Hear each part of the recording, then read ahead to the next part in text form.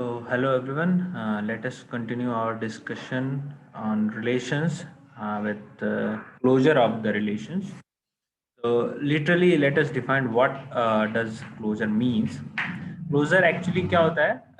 It completes your relations by adding the uh, missing pairs of the Cartesian products. Okay, so as we already know what is a Cartesian product and how the relation is defined by as a subset of a Cartesian product.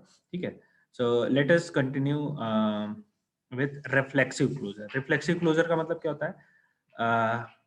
If a relation which is reflexive, then it is okay. Otherwise, if a relation is not reflexive, then how many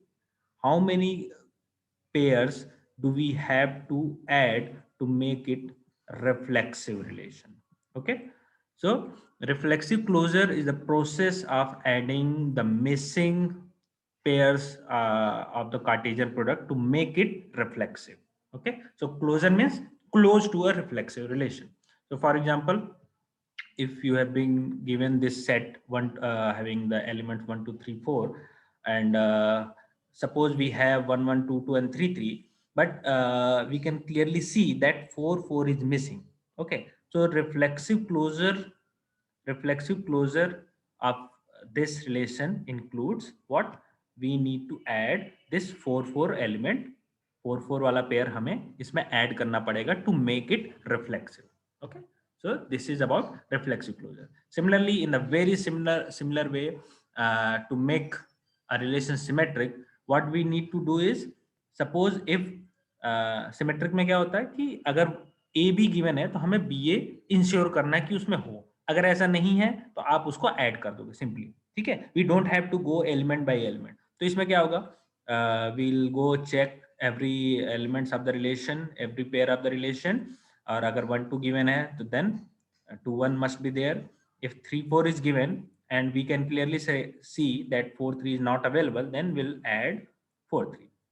Okay, so make it symmetric closure of this relation includes what? This one. Okay, अच्छा, आपने अभी देखा होगा while calculating this closure, we did what? We take the union of the previous relation with equal relation on this. इसका मतलब क्या हो गया? इक्वल रिलेशन में क्या क्या आएंगे? All the elements with its pair of each element. ठीक है, मतलब 1 1 2 2 3 3 4 4 एंड सो ऑन. ओके, तो अगर कोई पेयर मिसिंग होगा तो that missing pair will come from this triangle, this delta. ठीक है, similarly to make a relation symmetric, हमें क्या करना होगा? अगर कोई रिलेशन सिमेट्रिक नहीं है तो हमें इसका आर इनवर्स ऐड करना होगा. अब ये क्या चीज होता है? We have already covered in the symmetric relation. Okay, B A का ए बी कर देना है, बी ए बी का बी ए कर देना. ओके, तो in this way we will ensure that a relation is symmetric. ठीक है, और आपको ध्यान में रखना है while calculating this symmetric relation, आपको कोई नया टर्म ऐड नहीं करना है. तो इसीलिए हमने आर का ही यहाँ पे आर इनवर्स ले लिया. ठीक है, मतलब अगर इसमें ए बी होगा तो इसमें बी ए प्रेजेंट होगा, इसमें बी ए प्रेजेंट होगा तो इसमें ए बी प्रेजेंट होगा. In this way we'll ensure that our relation become symmetric. ठीक है, now the most important is transitive closure. ठीक है, ट्रांजिटिव क्लोजर क्या होता है? Let us define that. तो ट्रांजिटिव क्लोजर में एक्चुअली प्रॉब्लम क्या होती है? व्हाइल कैलकुलेटिंग दिस, सपोज करो आपके पास ए बी है. ठीक है, ए बी है और बी ए है. ठीक है, तो इसका जब आप transitive, sorry, let us, A B पहले था और अभी, sorry, let us see, A B पहले था और अभी मान लो बी सी हो गया. ठीक है, तो आपके हिसाब से क्या होना चाहिए? Transitive closure A C. ठीक है, ये नया टर्म हमें ऐड करना पड़ेगा to find out transitive closure. लेकिन सपोज करो इसमें पहले से अगर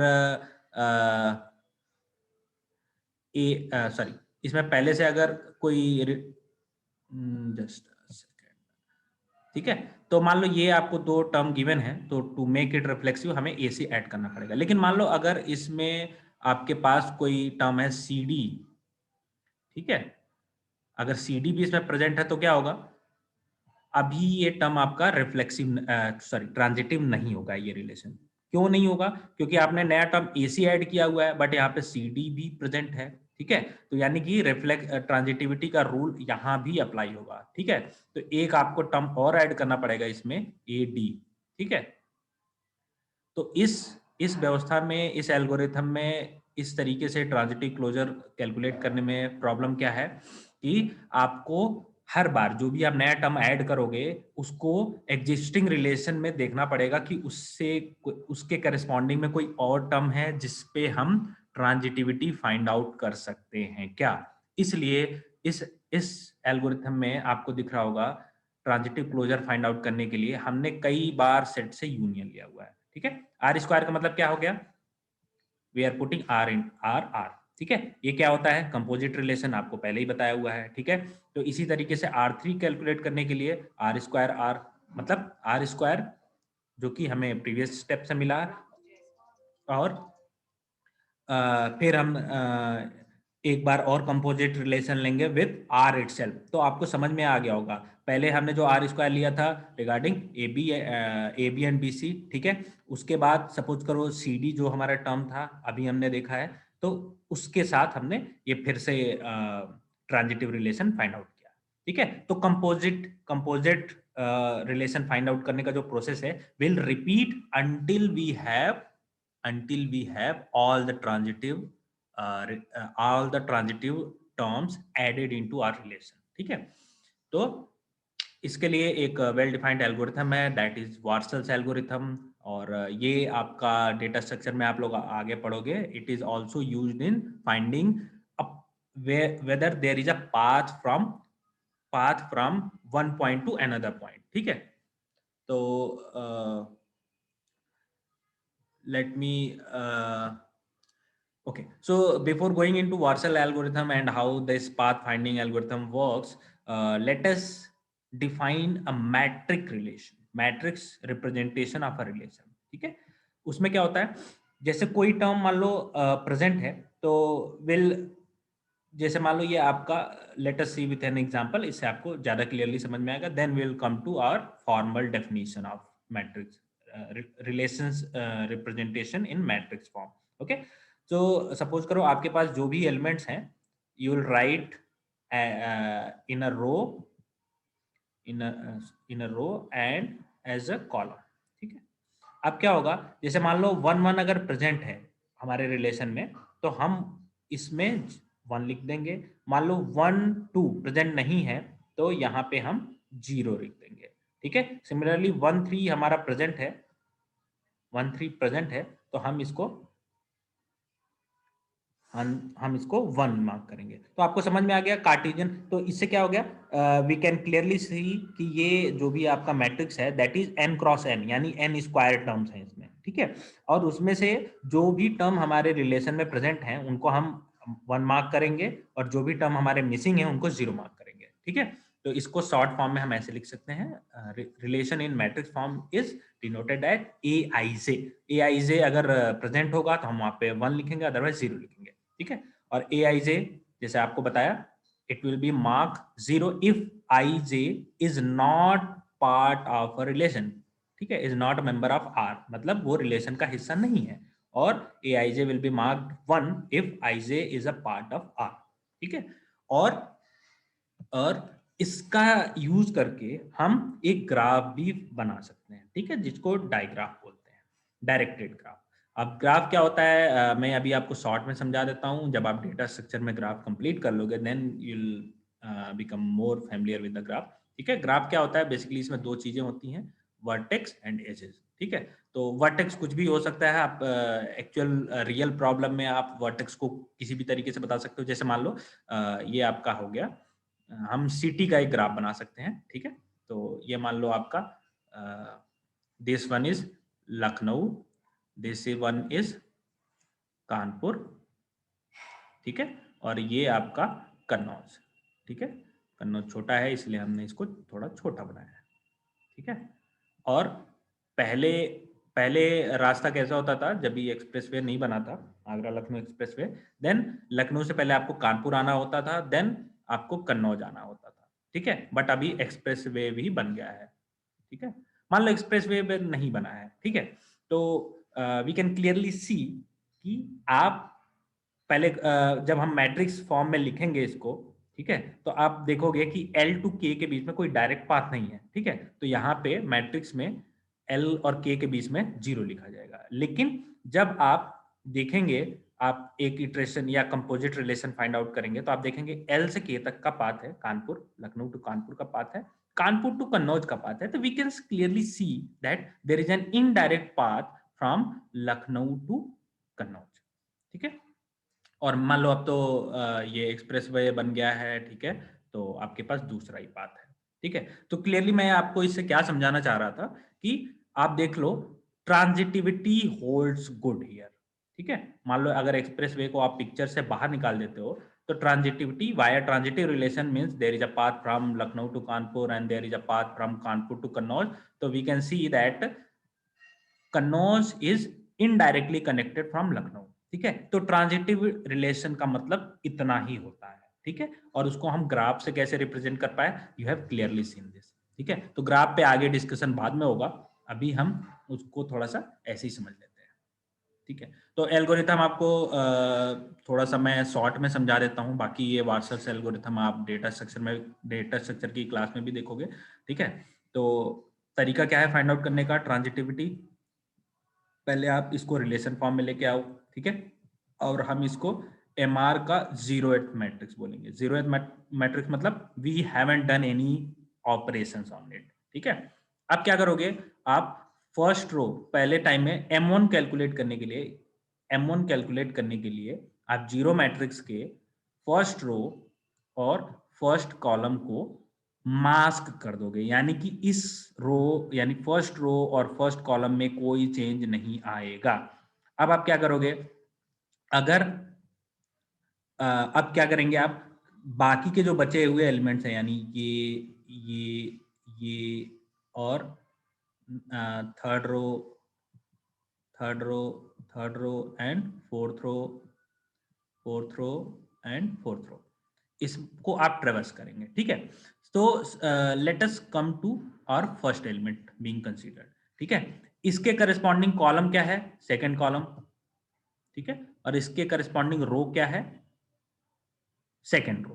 ठीक है, इसके करस्पॉन्डिंग कॉलम और करस्पॉन्डिंग रो में जिसको हमने मास्क किया हुआ है, अगर वो दोनों 1 है तो आप इसको 1 लिखोगे। ठीक है, आप इसको 1 लिखोगे। Let us see our discussion. ठीक, तो आगे चलते हैं। तो हम इसको 1 लिखेंगे, इसका मतलब क्या है, आपके पास 1 से 2 तक का पाथ है, और 2 से 2 तक का पाथ तो मिलेगा ही, उसके बेसिस पे आप इसको यहाँ पे आप 0 को 1 कर सकते हो। ठीक है, मोर क्लोजली अगर हम देखें अपने इस एग्जाम्पल को, और नेक्स्ट स्टेप में चलते हैं, तो ऐसे ही 2 कैलकुलेट करने के लिए हमने क्या किया है, सेकेंड रो और सेकेंड कॉलम को मास्क कर दिया है। ठीक है, आपको एक छोटा सा आपको रेक्टेंगल दिख रहा होगा। ठीक है, ये बताने के लिए है कि इसके अंदर जो वैल्यूज हैं वो चेंज नहीं करी जाएंगी। ठीक है, और आगे चलते हैं। तो यहाँ पे कोई चेंज है क्या, यहाँ पे यहाँ पे दोनों 0 0 हैं, यहाँ पे कोई चेंज नहीं है। आगे चलते हैं।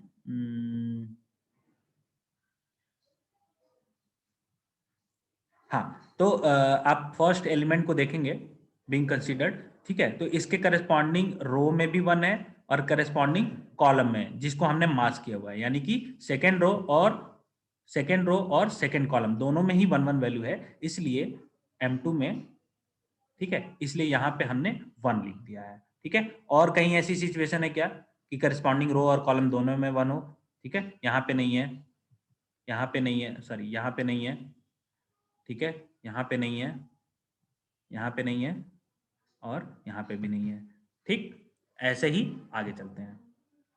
अब आपने यहाँ पे ये मास्क किया हुआ है, ठीक है, ये रो और ये कॉलम मास्क किया हुआ है, तो आप क्लियरली देख पा रहे हो कि यहाँ पे चेंज होगा, ठीक है। तो यहाँ पे हमने चेंज कर दिया, ठीक है, 0 का 1 कर दिया, मतलब there is a path.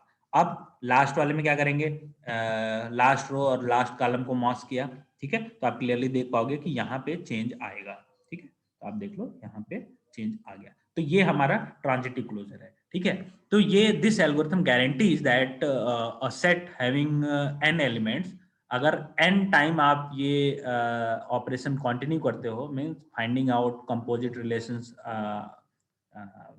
Using for getting transitivity, तो आप ये गारंटीड है कि n टाइम ये आपका लूप चलाने पे you will get your transitive closure, ठीक है।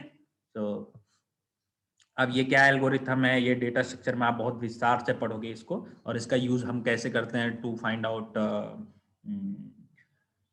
शॉर्टेस्ट पाथ, ये हम देखेंगे आगे, ठीक है। तो ऐसे ही एक और आपको एग्जांपल गिवन है यहाँ पे, ठीक है। अब इसी एग्जांपल को हमने डायग्राफ के माध्यम से समझाया हुआ है, तो उसका डायग्राफ से आप मैट्रिक्स इजीली बना लोगे, ठीक है। और मैट्रिक्स इजीली बनाने के बाद आप सेम ऑपरेशन कंटिन्यू करोगे, ठीक है। जस्ट वेरीफाई वंस, और जो डाउट क्लियरिंग क्लास होगा उसमें हम आपके डाउट्स क्लियर करेंगे, ठीक है।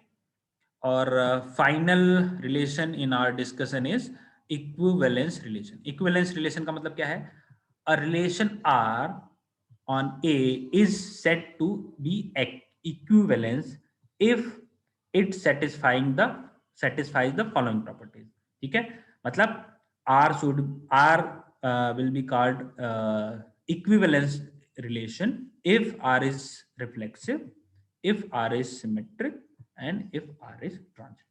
मतलब अगर कोई ऐसा रिलेशन जो रिफ्लेक्सिव भी है, सिमेट्रिक भी है और ट्रांजिटिव भी है, तो हम उस पर्टिकुलर रिलेशन को इक्विवेलेंस रिलेशन कह सकते हैं, ठीक है। उदाहरण के लिए, for example let us see that, तो मान लो ये आपका कोई सेट है और उससे हमने ये रिलेशन फॉर्म किया, ठीक है। तो ये रिफ्लेक्सिव है, हाँ बिल्कुल है, सारे एलिमेंट्स 1 1 2 2 3 3 4 4 सारे प्रेजेंट हैं।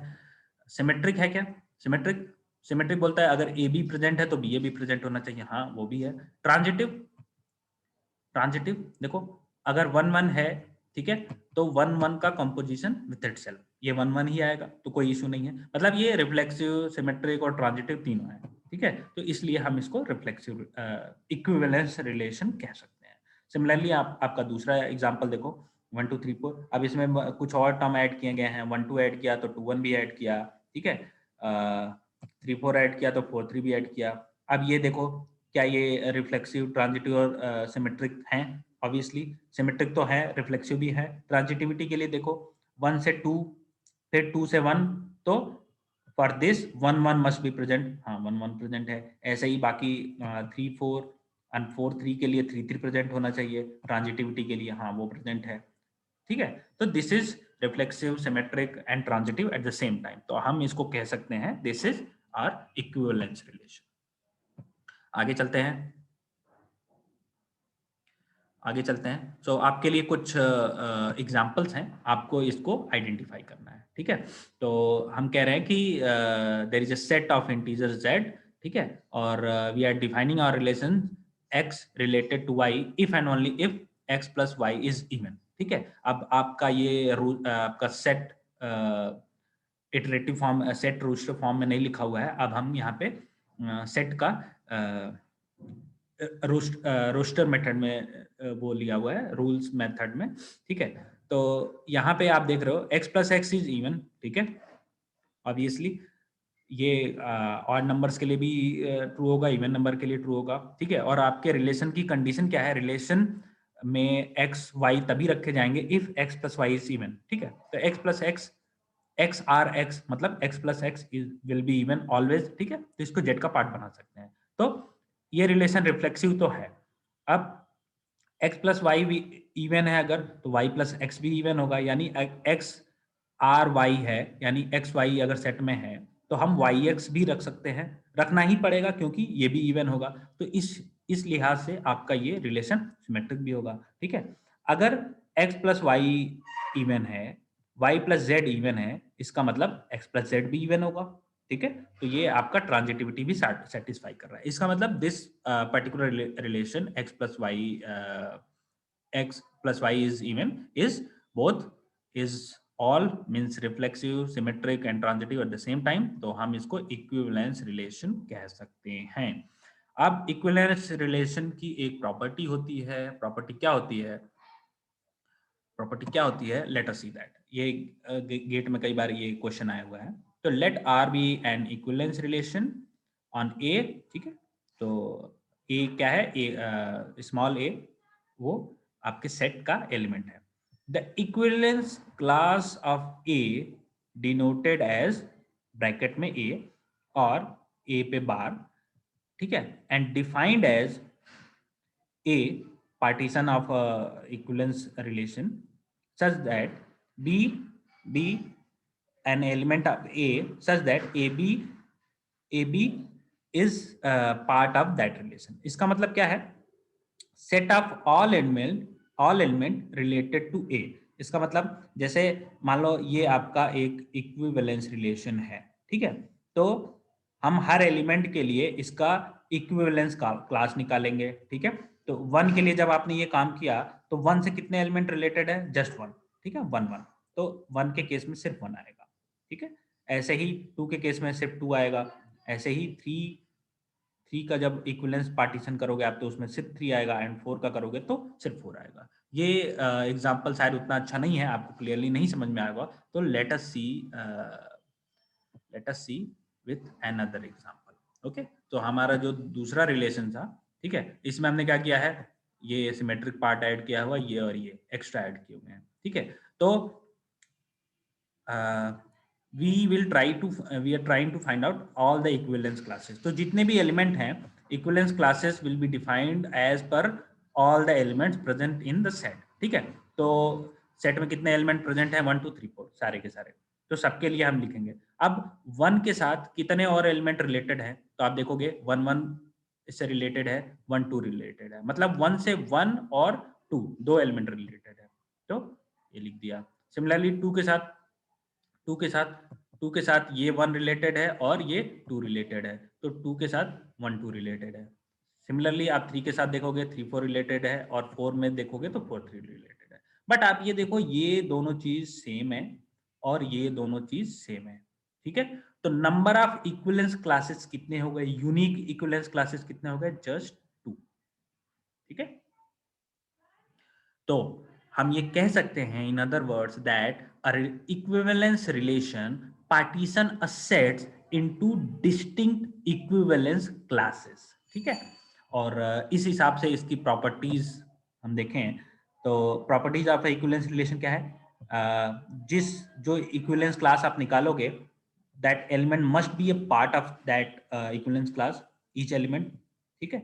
अगर बी किसी एक अगर बी किसी एक इक्विवेलेंस क्लास का पार्ट है, कोई एलिमेंट बी अगर किसी दूसरे एलिमेंट के इक्विवेलेंस क्लास का पार्ट है, then this element also must be a part of that B equivalence class, ठीक है। क्लियरली हम यहाँ देख पा रहे हैं कि वन के अंदर टू प्रेजेंट है, यानी two is a part of one's equivalence class, ठीक है। इसका मतलब क्या है, हो गया one must also be part of two's equivalence class, ठीक है। तो ये चीज यहां से वेरीफाई होती है। अब अगर बी अगर बी जो है ये मोस्ट इंपॉर्टेंट प्रॉपर्टी है, अगर बी जो है किसी दूसरे एलिमेंट के इक्विवेलेंस क्लास में एग्जिस्ट करता है, ठीक है, इसका मतलब that both the equivalence classes must be equal. ये हमने आपको दिखाई दिया, अगर वन टू के इक्विवेलेंस क्लास में है और टू वन के इक्विवेलेंस क्लास में है, इसका मतलब दीज बोथ आर सेम, ठीक है। और लास्ट वाला क्या है, मैंने बताया था डिस्टिंक्ट इक्विवेलेंस क्लासेस। तो अगर ए और बी, अच्छा जितने भी इक्विवेलेंस क्लासेस हैं वो या तो इक्वल होंगे, ठीक है, और या तो उसमें उसका इंटरसेक्शन फाई होगा, ठीक है। तो हमने यहाँ देखा ये क्या है, ये इक्विवेलेंस क्लासेस इक्वल हैं, और यहाँ पे क्या है, इन दोनों में आप क्या रिलेशन फाइंड आउट करते हो, इसका इंटरसेक्शन करेंगे तो आपको मिलेगा फाई, ठीक है। इसका मतलब इसमें कोई भी एलिमेंट कॉमन नहीं है। सिमिलरली तो सिर्फ फोर्थ प्रॉपर्टी जो है आपके पूरे इक्विवेलेंस रिलेशन को समराइज करता है, ठीक है, कि जितने भी इक्विवेलेंस क्लासेस बनेंगे वो या तो इक्वल होंगे या फिर उनका इंटरसेक्शन नल होगा, ठीक है। ये आपके इक्विवेलेंस रिलेशन की बहुत बड़ी प्रॉपर्टी है और इसका यूज करके आप नेक्स्ट सेमेस्टर में पढ़ोगे automata and automata minimization is one of the very good topic, ठीक है, जो काफी लोगों को टफ लगता है, वहां पे इसी प्रॉपर्टी का यूज होगा, ठीक है, तो ये ध्यान से रखना। अब आप कुछ न्यूमेरिकल करने का प्रयास करते हैं, तो हम उसी रिलेशन को कंटिन्यू करते हैं। x is related to y if and only if x plus y is even, ठीक है। ये एक इक्विवेलेंस रिलेशन है, हमने ऑलरेडी देख लिया है। तो अब इसमें कितने डिस्टिंक्ट इक्विवेलेंस क्लासेस बनेंगे, ठीक है। तो जब आप देखोगे, जब आप इसको इसका एक सैंपल सेट बना के देखोगे तो इसमें सिर्फ दो क्लासेस होंगे, ठीक है। एक set of all odd numbers और दूसरा set of all even numbers, ठीक है। इसको ट्राई करिएगा, नहीं समझ में आएगा तो हम इसको डाउट क्लियरिंग सेशन में एड्रेस करेंगे, ठीक है। जब भी इस तरीके का कोई आपको वर्ड्स में कोई क्वेश्चन पूछा जाता है लाइक दिस रिलेशन, जिसमें आपको डायरेक्टली रिलेशन नहीं गिवन है इन टेबुलर फॉर्म, तो आप उसका एक सैंपल सेट बना के उस पर ट्राई कर सकते हो, ठीक है। और कुछ there are some more examples, ठीक है। ये आपका दूसरा इक्विवेलेंस रिलेशन था। जब आप इसके इक्विवेलेंस क्लासेस फाइंड आउट करेंगे तो उसमें ये दो इक्विवेलेंस क्लासेस निकलेंगे। अब आप इनको देखोगे, देयर डिस्टिंक्ट इक्विवेलेंस क्लासेस और इनमें ये हो गया, और इनमें कोई भी एलिमेंट आपस में कॉमन नहीं है, ठीक है। सिमिलरली आपका ये रिलेशन है, जब आप इस पे देखोगे तो हमने सिर्फ रिफ्लेक्सिव वाले पार्ट को ही रखा है, और आपको पता है कि ये रिफ्लेक्सिव, ट्रांजिटिव और सिमेट्रिक तीनों हैं, और इसके इक्विवेलेंस क्लास जब हम निकालोगे तो 1 2 3 4 ऑल विल बी डिफरेंट, ठीक है। Now the partition. पार्टीशन का मतलब क्या होता है? To find out all equivalence classes, ठीक है। तो a non empty collection of a non empty set is called a partition, such that इसके जितने भी पार्टीशन आप करोगे, अगर उन सबका यूनियन लेंगे तो वी मस्ट गेट ए, ठीक है। और उनमें से कोई भी पार्टीशन ऐसा नहीं होगा जिसमें कोई एलिमेंट कॉमन हो, यानी कि all those partitions will be mutually exclusive. इसमें किसी भी दो एलिमेंट्स का पार्टीशन आपका उसका इंटरसेक्शन जब भी आप करोगे तो 5 होगा, ठीक है। तो इसका यूज करते हैं हम आगे, ठीक है।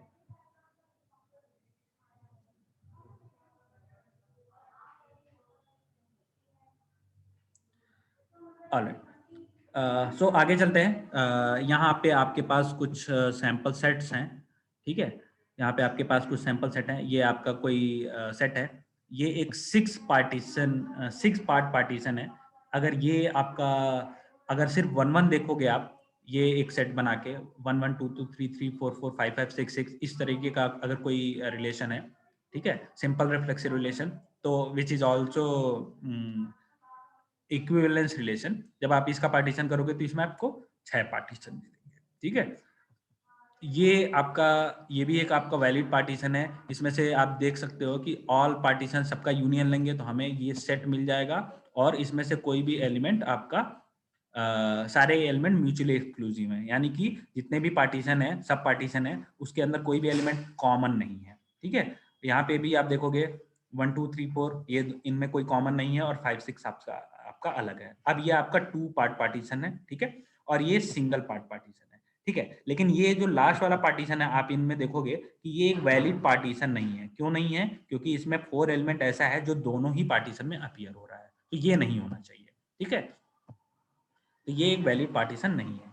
अब हमको सपोज करो एक गिवन पार्टीशन से अगर हमको रिलेशंस वापस बनाना है तो क्या, कैसे बना सकते हैं, ठीक है। हमें सिर्फ जितने भी पार्टीशंस हैं, जितने भी पार्टीशंस हैं उसमें इक्विवेलेंस रिलेशन स्टेब्लिश करना है, ठीक है। तो जैसे 1 2 हो गया, अब 1 2 से इक्विवेलेंस रिलेशन बनाने के लिए हमें क्या करना पड़ेगा? 1 1 1 2 जितने भी आपके पॉसिबल कॉम्बिनेशन है वो सारे आप रख दोगे। तो 1 2 का इसमें 1 1 2 2 रख दिया, और 1 2 और 2 1 रख दिया। सिमिलरली 3 4 के साथ भी वही करेंगे, 3 3 4 4 ये रख दिया, फिर 3 4 एंड 4 3 ये रख दिया। तो 3 और 4 में जितने भी पॉसिबल कॉम्बिनेशन बनेंगे फर्स्ट एंड सेकंड प्लेस के लिए वो हमने रख दिया यहाँ पे। अब जब आप इसका यूनियन लोगे तो आपको कंप्लीट इक्विवेलेंस रिलेशन मिलेगा, ठीक है। तो हम पार्टीशन से एक रिलेशन कैसे वापस फाइंड आउट करते हैं, we have seen that this, ठीक है। अब गिवन अस अब सिमिलरली उसी को आगे करते हुए आपको एक पार्टीशन गिवन है और आप उसका इक्विवेलेंस रिलेशन फाइंड आउट करते हो। तो given an equivalence relation on A we can find a partition on A and vice versa, हमने देख लिया है। इसका मतलब number of equivalence relation on A is a 1-to-1 correspondence with number of partition of A, ठीक है। इसका मतलब क्या हुआ कि कितने आपके नंबर ऑफ इक्विवेलेंस रिलेशन बन सकते हैं किसी एक सेट पे और कितने पार्टीशन बनेंगे, उन दोनों में 1-to-1 करेस्पॉन्डेंस है, ठीक है। और इस प्रकार से in order to find out the number of equivalence relation on a set A, we need to find out number of partitions of A, ठीक है। और number of partitions find out करने का एक जनरल तरीका होता है to find out the Bell number, ठीक है। Bell number क्या होता है, give it a small brief discussion और आपको आइडिया लग जाएगा। तो बेल नंबर फाइंड आउट करने का ये आपके पास एक फार्मूला है, जस्ट रिमेंबर दिस फार्मूला, ठीक है। आप वैसे तो अगर कोई सेट गिवन है तो आप इंडिविजुअली फाइंड आउट कर सकते हो पार्टीशंस ऑफ दैट सेट और उस पर आप ऑपरेशंस कर सकते हो। और यहाँ पे क्या होगा, तो बी नॉट आपका 1 होगा, ठीक है। कोई सेट में अगर 5 है यानी कि शून्य एलिमेंट है तो उसके लिए उस पर नंबर ऑफ इक्विवेलेंस रिलेशन सिर्फ एक बनेगा और उसके ऊपर B2 B3 B4 and so on find out करने के लिए आपके पास ये फॉर्मूला गिवन है, ठीक है। तो मेरे पास इस फॉर्मूले को सिर्फ रन डाउन करके दिखाने के अलावा और कोई रास्ता नहीं है। I don't know how this formula came into existence, मैं उसमें नहीं जाना चाहता, लेकिन मैं let me remind you that आपने प्रीवियसली जो देखा है how to find out number of relations on a particular set, इस तरीके के क्वेश्चंस आते रहे हैं गेट में और एंड अदर कॉम्पिटिटिव एग्जामिनेशंस, तो आप इसको देख लीजिएगा, ठीक है। तो मैं एक बहुत ही छोटा सा एग्जांपल आपको दिखा देता हूँ बेल नंबर फाइंड आउट करने का तरीका क्या है। तो मान लो अगर किसी एक सेट में अगर 4 एलिमेंट हैं, इसका मतलब उस पर number of equivalence relation find out करने के लिए आपको B4 फाइंड आउट करना पड़ेगा, ठीक है। तो B4 फाइंड आउट करने के लिए B1 आप कैसे निकालोगे, उसी फॉर्मूले पे रख दो वैल्यू, ठीक है।